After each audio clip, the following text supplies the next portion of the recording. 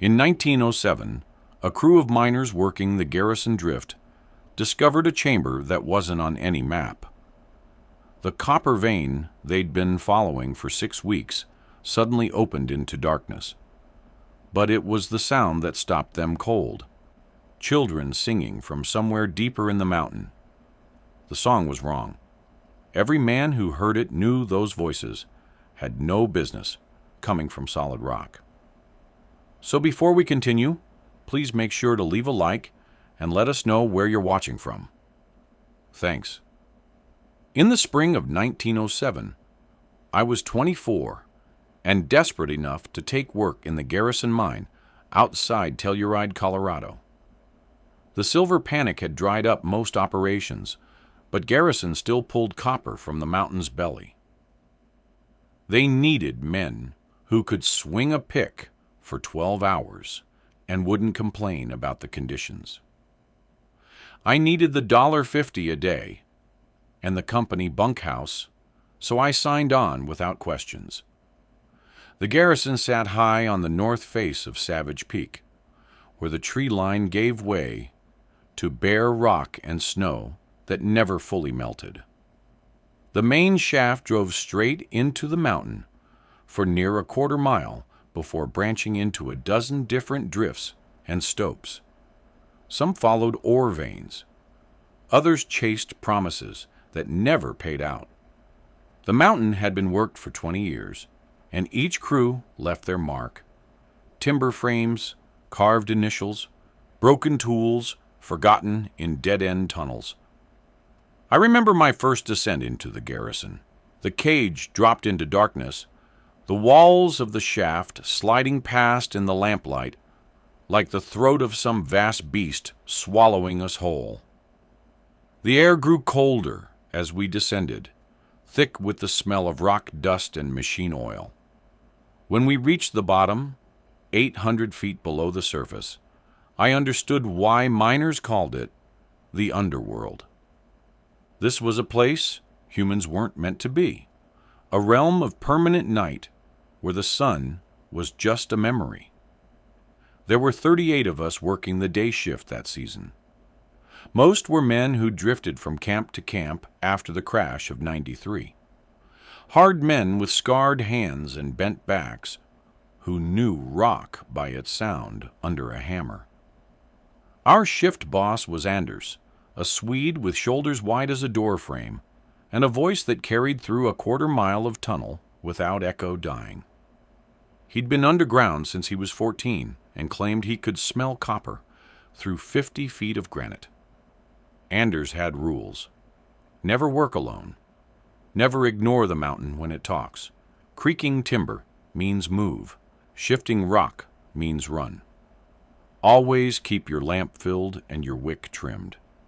And most important, if you hear something that shouldn't be there, you tell him immediately.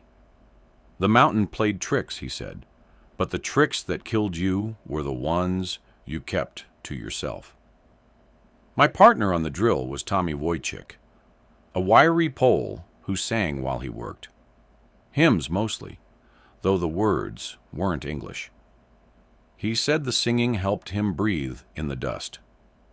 Tommy had been a choir boy in Krakow before his family came to America. The mines had bent his spine and scarred his lungs, but his voice remained pure, cutting through the industrial cacophony like a bell through fog. Behind us worked the Kerrigan brothers, twins from Montana, who moved in perfect rhythm, one swinging while the other held the steel. They'd been mining since they were boys, following their father from camp to camp. They had a way of communicating without words, just glances and gestures, a private language born of years, working in spaces too loud for conversation. There was old Pete, who'd lost 3 fingers to a missed strike, but could still outwork men half his age. He'd been in cave-ins, explosions, and floods. He'd seen men crushed, burned, and buried alive. Nothing fazed him anymore, or so he claimed.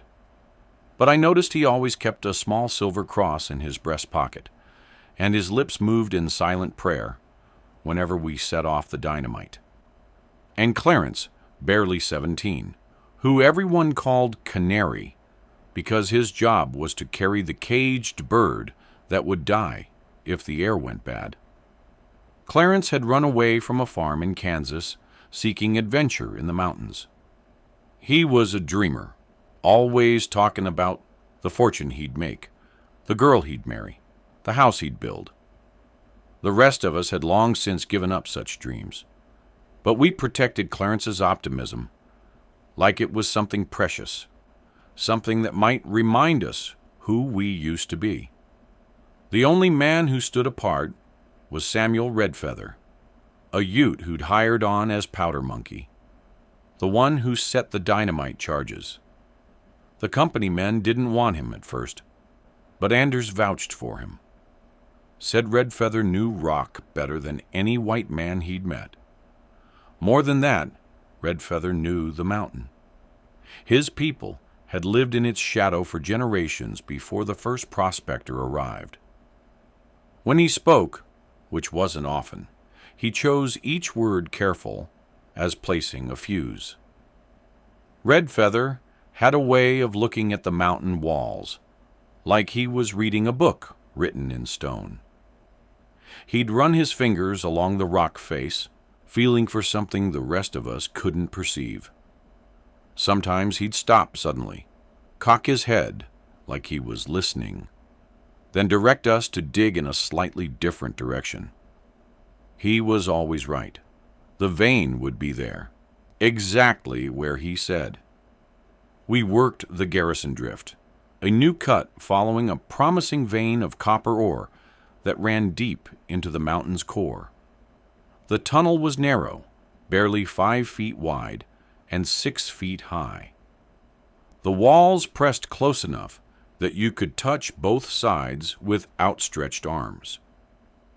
Air came through in a thin stream that never quite cleared the dust from the last blast.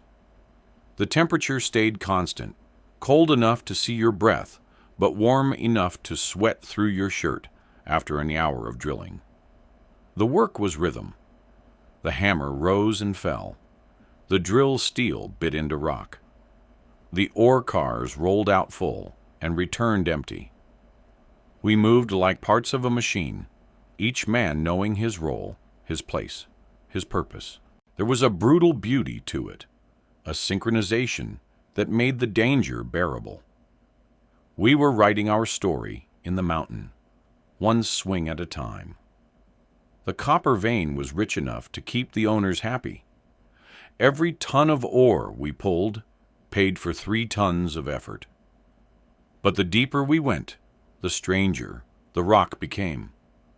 The granite gave way to something else, a dark stone with a surface that looked almost wet in the carbide light, though it was dry to touch. It rang different under the hammer, too. Higher, sharper, like striking glass instead of stone. Old Pete was the first to mention it. "This ain't natural rock," he said during a break, running his calloused hand along the tunnel wall. "Feels wrong, sounds wrong." Tommy laughed it off. "Everything sounds wrong after 10 hours underground." But I'd noticed it too. The new rock had patterns in it, swirls and curves that looked almost deliberate. Sometimes when the light hit just right, you could swear you saw faces in those patterns. Indistinct, suggested, like clouds that looked like animals, until you looked directly at them. It was on a Tuesday morning in April when we broke through. Tommy and I were drilling the face, setting holes for the afternoon blast. The drill steel punched through the rock and suddenly met no resistance. Tommy nearly fell forward as the steel shot through into empty space.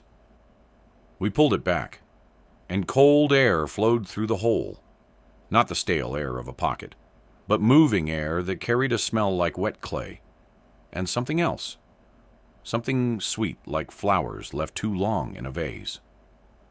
"What in the hell?" Tommy muttered, putting his eye to the hole. I held up my lamp, trying to throw light through the small opening. All we could see was darkness, but the way our voices echoed when we spoke told us the space beyond was massive. Anders came forward with his lamp raised. He peered through the drill hole, then pulled back with a frown. "There's space back there. Big space." Word spread through the drift faster than fire. Men gathered at the face, voices low with speculation. Some thought we'd hit a natural cave. Others worried about underground water, a flooded chamber that could drown the whole drift if we broke through wrong. The Kerrigan brothers argued about gas pockets. Old Pete just shook his head, muttering about things better left buried. Red Feather stood at the back of the group, his expression unreadable in the lamplight. When Anders asked his opinion, he was quiet for a long moment. "The mountain is old," he finally said. "Older than my people's stories. Sometimes old places remember things. Sometimes they hold on to things that should have been forgotten." Anders made the decision. "We open it careful. Single charge, just enough to crack the face. Everyone back beyond the turn. If it's water or gas, we run." Red Feather prepared the charge with more precision than usual. He packed the powder, set the fuse, and we all retreated to the safety of the last turn. The blast was small, controlled. The sound rolled through the tunnel and faded. We waited for the dust to settle, then moved forward. The explosion had opened a gap wide enough for a man to squeeze through. Beyond it, our lamps revealed a chamber that shouldn't have existed. The space was vast. Our lights couldn't find the far wall. The ceiling rose into darkness. But it was the contents that struck us silent. The chamber was full of stone formations, but not like any cave I'd seen. These weren't stalactites or flowstone. They were carved. Hundreds of small figures, each no taller than a child of 6 or 7 years, stood arranged in perfect rows. They were cut from the same dark stone as the chamber walls, their features worn smooth but still recognizable as human. Children's faces, children's proportions, children's poses, some standing, some sitting, some with arms raised as if reaching for something above. The detail was extraordinary. You could make out individual fingers, the folds in their clothing, expressions on their faces. Some looked peaceful, others afraid. Some had their mouths open as if calling out. They were arranged in concentric circles, each ring facing inward towards the center of the chamber. "Jesus Christ!" Tommy whispered. His voice carried in the silence, bouncing off the stone children and returning to us distorted. Anders moved into the chamber first, lamp held high. The rest of us followed slowly, our boots crunching on the stone floor. The air inside was different from the tunnel, thicker somehow, with weight to it. It pressed against your ears like diving deep underwater. The stone children continued into the darkness in every direction. As we moved deeper, we saw that they weren't uniform. Some were smaller, toddler-sized. Others were older, perhaps 10 or 11. Boys and girls, though the weathering made it hard to tell sometimes. Each one was unique, different faces, different poses, different expressions frozen in stone. "Must be thousands of them," one of the Kerrigan brothers said, his voice hushed. Old Pete touched one of the small statues, then jerked his hand back. "It's warm," he said. "The stone is warm." I touched the same statue. He was right. Despite the cold air, the stone figure held heat, like it had been sitting in sunlight. More disturbing, when I pressed my palm against it, I could feel the faintest vibration, like a cat's purr. "Who made these?" Martin Kerrigan asked. Indians, maybe, his brother Patrick suggested. Redfeather shook his head slowly. No, this is older than my people, older than any people who remember. He knelt beside one of the figures, studying its face. These aren't carvings. What do you mean? Anders asked. The stone remembers their shape, like footprints in mud that turned to rock.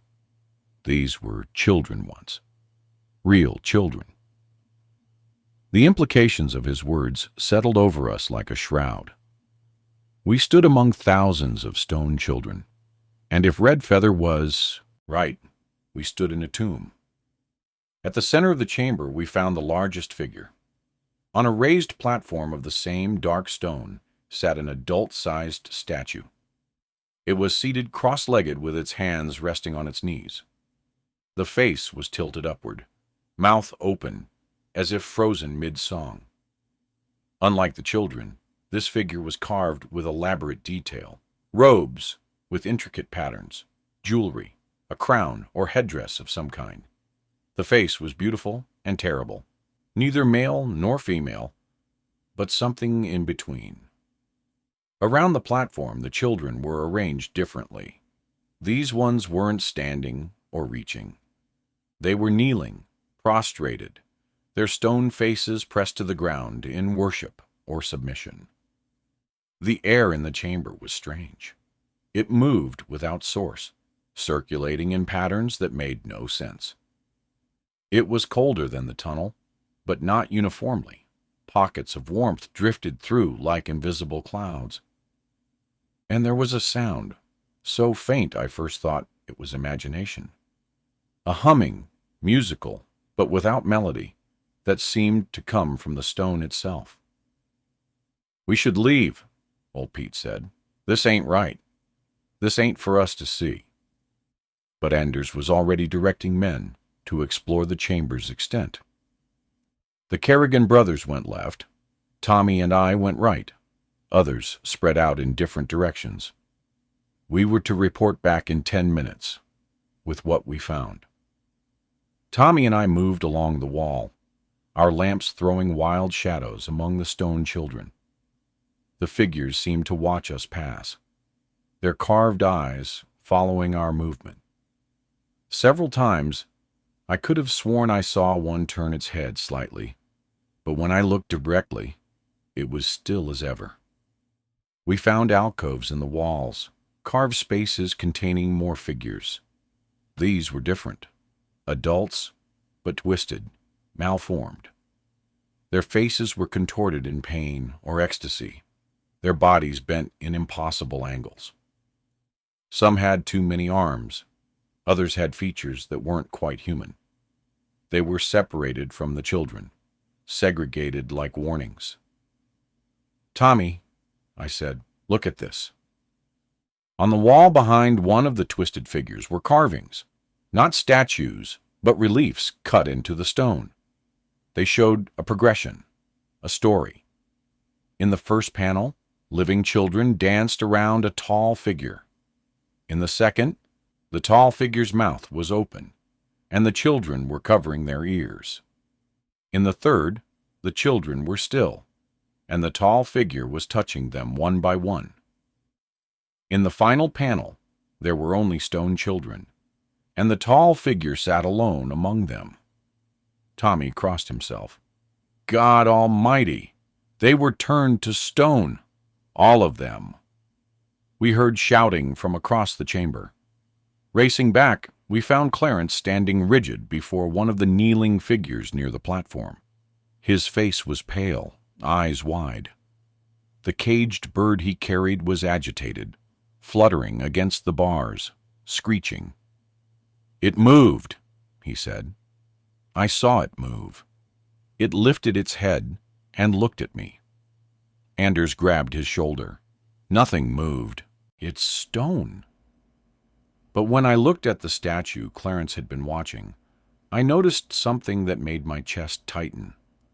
Its position was different from the others around it. While they all faced the platform, this one was turned slightly, facing where Clarence stood. and its hands weren't flat on the ground like the others. They were pressed against its ears, as if trying not to hear something. The bird's screeching grew louder, more frantic. Then suddenly, it stopped. The canary fell from its perch, dead. "Out!" Anders commanded. "Everyone out! Now!" We fled the chamber, squeezing back through the opening into the familiar confines of the drift. Anders ordered timber brought up to seal the entrance. But even as we worked to cover the breach with boards and canvas, we could hear it, faint but unmistakable. Singing, children's voices, hundreds of them, carrying a melody that was simple and wrong, like a lullaby sung in reverse. That night in the bunkhouse, no one slept. We sat around the stove, passing a bottle of whiskey that did nothing to warm the cold that had settled in our bones. Everyone had theories about what we'd found. Tommy insisted it was a church, some ancient place of worship.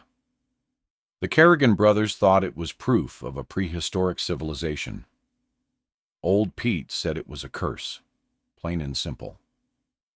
Redfeather sat apart from the group, sharpening his knives with slow, methodical strokes.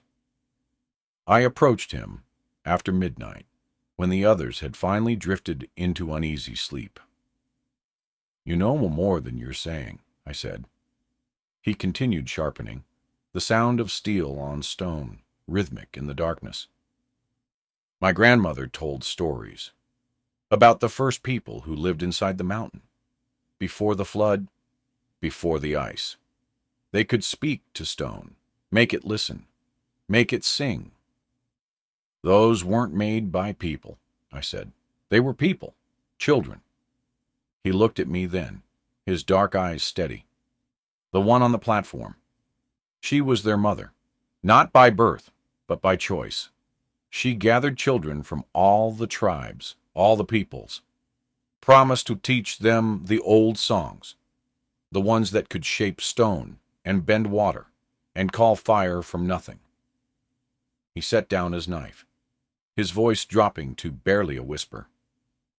But the songs were too powerful for young voices. The children couldn't stop singing once they started. They sang until their throats bled, sang until their lungs burst, sang until the song turned them into what you saw, stone that remembers being flesh. And the mother? She kept singing even after they were gone, trying to sing them back to life. The mountain heard her grief and took pity. It turned her to stone, too, so she could be with them forever. But stone doesn't die. Stone doesn't forget. And stone doesn't stop singing. The next morning, the mine superintendent arrived. James Garrett was a narrow man with narrow thoughts, concerned only with tonnage and profit. When Anders reported the discovery, Garrett's eyes lit up with greed rather than fear. "Archaeological significance," he said, "will be famous. Museums will pay thousands for those statues." He brought 2 company engineers to assess the chamber. They measured and mapped, took samples of the stone, made sketches of the figures. One of them, a young man named Harrison, was particularly excited. "The craftsmanship is extraordinary," he said. "The detail surpasses anything from known pre-Columbian cultures. This could rewrite history." But their enthusiasm dimmed when they spent more than a few minutes among the stone children. Harrison's sketches became increasingly frantic, his lines jagged. The other engineer complained of headaches, of voices just below the range of hearing. They left after 2 hours, pale and shaking. Garrett ordered us to continue normal operations while he contacted experts from Denver. But he also posted new rules. No one was to enter the chamber without permission. No one was to touch the statues, and no one was to speak of the discovery outside the mine. "Industrial espionage," he explained. Other companies would kill for a find like this. We returned to drilling and blasting in the drift, but the work felt different. The mountain felt different. The stone under our drills seemed to resist more, as if it had grown harder overnight. The dust hung thicker in the air. Tools broke more frequently. And always, there was the singing, felt more than heard, a vibration that worked its way into your bones. 3 days after the discovery, things began to go wrong. It started small. Men reported hearing their names called when they were alone inside tunnels. Lamps would die suddenly, leaving men in absolute darkness until they could relight them. The temperature fluctuated wildly, one moment ice cold, the next hot as summer. Then Clarence's birds began dying. Not just the canary he carried, but all the replacement birds. They'd sing frantically for hours, then suddenly drop dead. When we opened them up, Garrett insisted on understanding what was killing them. We found their throats were full of stone dust, but not normal dust. This was the dark stone from the chamber, inside birds that had never been near it. That afternoon, we heard the singing clearly for the first time. It started during the lunch break. Tommy stopped mid-sentence, his face going white. We all heard it, children's voices in perfect unison, singing a melody that climbed and fell in patterns that hurt to follow. The words weren't English, weren't any language anyone recognized. But somehow we understood the emotion behind them. Longing, desperate longing, and underneath it, a kind of hunger. Anders gathered us in the main tunnel. Nobody goes near that chamber. Nobody. But Garrett overruled him. He'd brought photographers from Denver, scholars from the university. They needed access to document the find.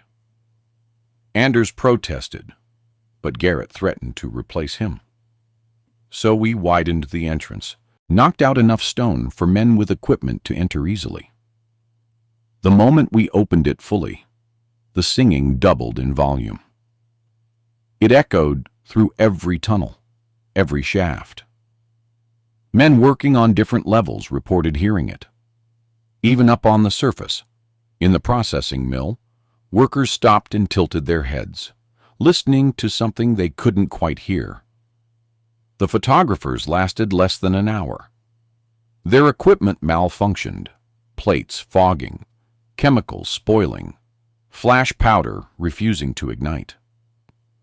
When they finally got one photograph, it showed not the stone children but shadows, human shadows, dancing around the platform where no shadows should be. The scholars were more persistent. Dr. Elias Whitmore, an archaeologist from Harvard, spent 3 days in the chamber, measuring and cataloging. He filled notebook after notebook with observations. But his writing grew increasingly erratic. By the 3rd day, his notes were incomprehensible. Not words but symbols, patterns that hurt to look at. On his last night, Whitmore stood up during dinner and began to speak in a language none of us knew. His eyes were vacant, focused on something beyond the bunkhouse walls. He spoke for 10 minutes straight, his voice rising and falling in the same pattern as the children's song. Then he walked out into the night. We found him the next morning in the chamber, kneeling before the platform, his notebook clutched to his chest. He was alive, but catatonic. They took him to the asylum in Denver. I heard he never spoke again, just hummed constantly. 5 notes, over and over. The singing grew stronger each day. It followed us out of the mine, into the bunkhouse, into our dreams. Men started making mistakes, serious ones. A support beam installed upside down. Dynamite charges set wrong. Safety equipment left behind. Morrison was the first to die. He was drilling near the chamber entrance, when his steel bound in the rock. He yanked it free, and a section of ceiling came down. Not a big collapse, just a few 100 pounds, but enough to crush his chest.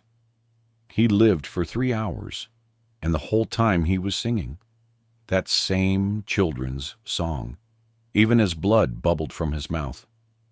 We wanted to quit, but Garrett had anticipated that. He'd brought in guards, hard men with rifles who stood at the mine entrance. "Nobody leaves until the contract is up," he said. 2 more weeks. But we didn't have 2 weeks. It was Patrick Kerrigan who broke first. One morning, he simply walked into the chamber and didn't come out.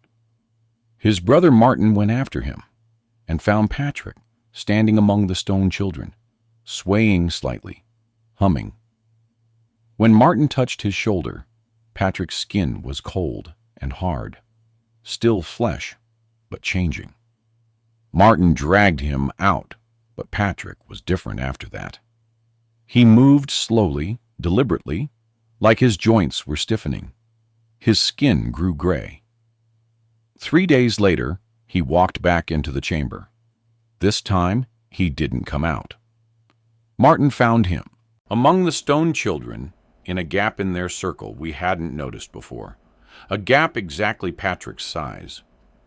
He was stone from feet to knees, still flesh above, still transforming. His face was peaceful, eyes closed, mouth open in song.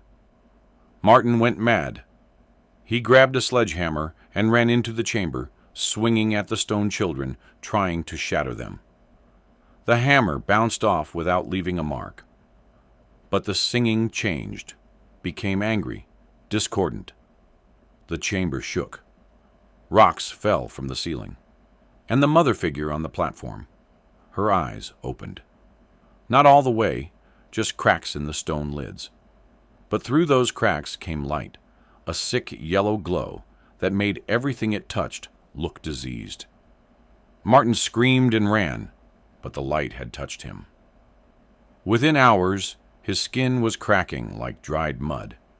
He begged us to kill him, but we couldn't. We could only watch as he transformed, not into smooth stone like the children, but into something broken, twisted. He ended up in one of those alcoves we'd found, another warning of what happened to those who angered the mother. After Martin, the men began to break. Some tried to run and were shot by Garrett's guards. Others walked willingly into the chamber, drawn by the singing. Each one took their place among the stone children, filling gaps we hadn't known were there. Old Pete was different. He didn't run or surrender. He sat in the bunkhouse, clutching his silver cross, praying in Latin. On his last night, he came to me. "I figured it out," he said. "The song. It's not calling them home. It's calling them to become home. The mother, she's building something, using them as bricks, as foundation stones. She's building a new world inside the mountain, a world where stone lives and flesh is just temporary." Before I could respond, he walked to the mine entrance. The guards tried to stop him, but he was past caring about bullets. He descended into the darkness, and I heard his voice join the chorus. Not the children's song, but hymns, loud and defiant. The two songs clashed, creating harmonies that made the mountain groan. Then silence. We found Pete in the chamber, but not among the children. He stood directly before the mother, his cross held high. Both were stone now, Pete completely transformed, the mother fully awake. They were locked in what looked like battle, his faith against her hunger, neither able to overcome the other. That's when Redfeather made his decision. "She feeds on worship," he said. "The children's song gives her power. But if the mountain forgets the song, she'll sleep again." He spent the night preparing dynamite. Not just a few charges, but everything we had, enough to bring down half the mountain. Anders tried to stop him, but Red Feather showed him something he'd found in the chamber. A second entrance, a tunnel leading deeper into the mountain. Through it came sounds of movement, of massive things stirring in the deep. "She's not alone," Red Feather said. "There are others, older, hungrier. If she wakes them," Anders understood. Together they set the charges while Tommy and I kept watch. The remaining men had either fled or joined the stone children. Even Garrett had succumbed, walking into the chamber while muttering about profit margins, taking his place in the circles of worship. As we worked, the singing grew desperate.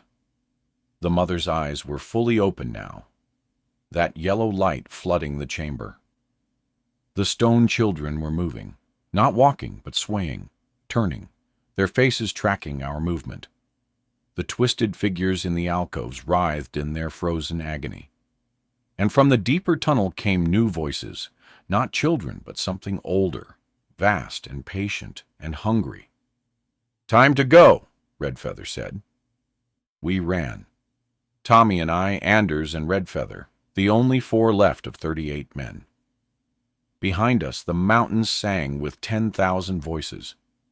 The stone itself was coming alive, walls reaching out to grab us, floors rising to trip us, ceilings pressing down. At the entrance, Garrett's guards were gone, fled or transformed, we never knew. Red Feather lit the fuses, multiple lines to ensure at least one would complete. We had 4 minutes. The cage wasn't at the bottom of the shaft. Anders grabbed the emergency ladder, started climbing. The rest of us followed. Halfway up, the singing stopped. Complete silence. Then a voice, not singing but speaking in accented English. "You cannot bury the truth. Stone remembers. Stone endures. We are patience itself." The explosion came as we reached the surface. The ground buckled. The shaft collapsed behind us, thousands of tons of rock sealing the mine forever. The entire north face of Savage Peak shifted, a landslide that buried the entrance under 100 feet of rubble. We stood on the ruined ground, breathing hard, watching dust rise from the collapse. The silence was beautiful. No singing, no voices, just wind and our own ragged breathing. But as we turned to leave, I heard it. Faint, almost imaginary, but unmistakable. 5 notes, the beginning of the children's song, coming from deep beneath the collapsed stone. The official report blamed unstable geology. The company collected insurance and moved operations. The families of the dead received standard death benefits.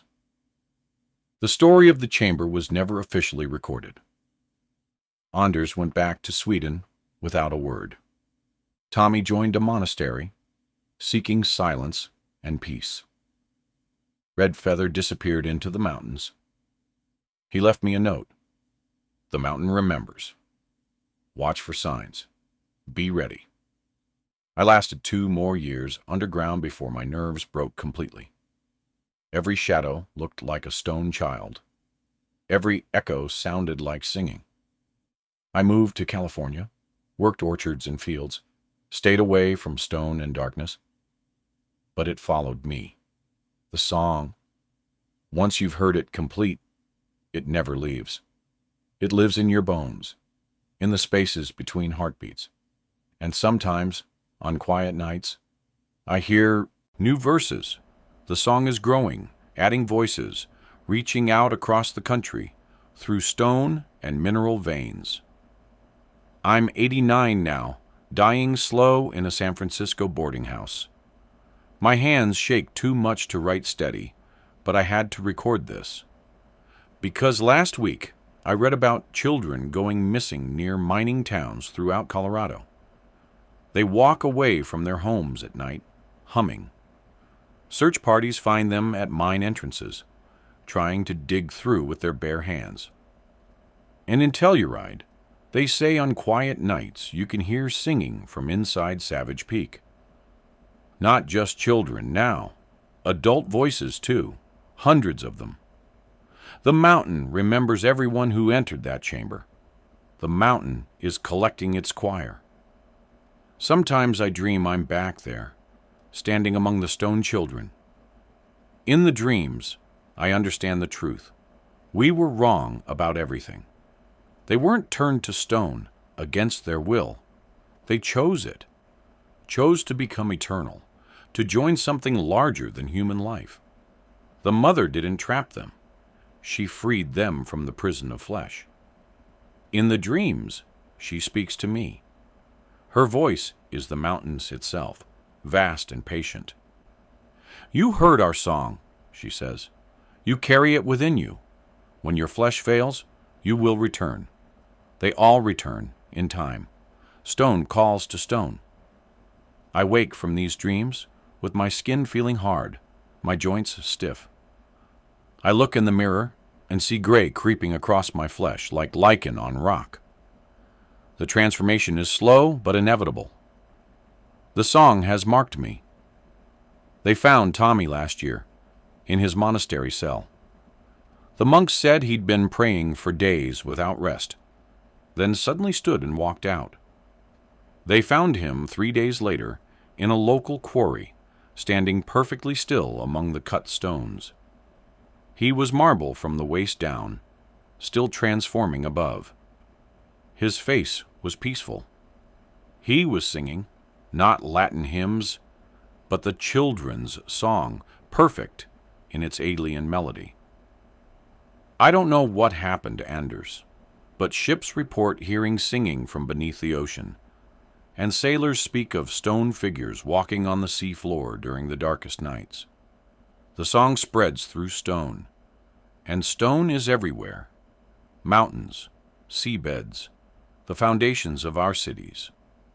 I write this as warning and witness. The garrison mine remains sealed, but the seal is weakening. The recent earthquakes aren't natural.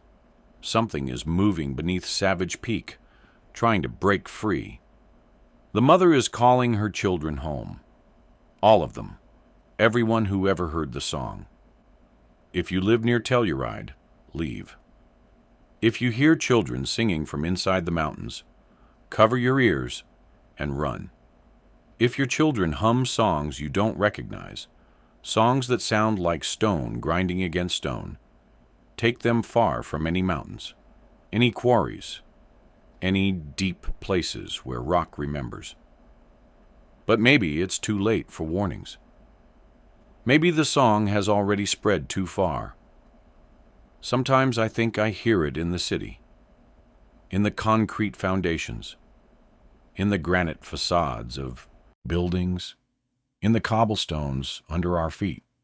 The stone children are everywhere, waiting, singing, calling to us. And the worst part is that part of me wants to answer, wants to return to that chamber, to take my place among them, to open my mouth and join their eternal song. Because now I understand what the mother understood. Flesh is temporary, but stone endures. The children aren't trapped. They're preserved. They're waiting for the rest of us to understand, to choose the permanence of stone over the fragility of flesh. The transformation has reached my knees now. Walking is difficult. Soon I won't be able to leave this room. But I'm not afraid anymore. I can hear them calling.